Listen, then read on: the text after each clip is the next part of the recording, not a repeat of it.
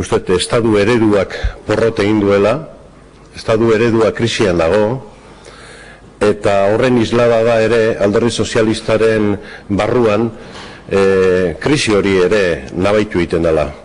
Azkenean, estaduak bere eredu politikoa, lurraldei dagokilona, eredu ekonomikoa ere, zalantzan dago, krisian dago.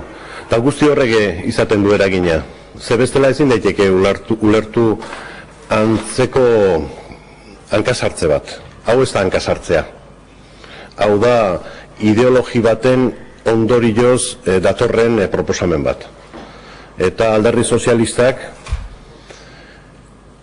berez momentu honetan estadu barruan dauden izaera nazionala duten errealidadei bide eman beharren, nahiago du atzera begiratzea, atzera bueltatzea, da atzea berriz estadu bakar unitario hori osatzea. Da nik uste hildo horretatik datostila, eta honek izango du eragina ere baita ere alderdi sozialista barruan, orokorrean hartuta.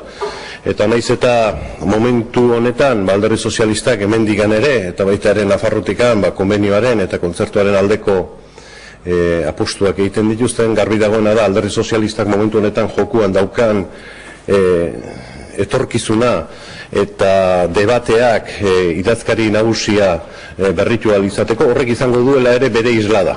Bere islada izango du, eta ikusiko dugu gaur eta hemen alderdi sozialistak esaten duena, etorkizun hurbilean gauz berak mantentzen dituzten ala ez.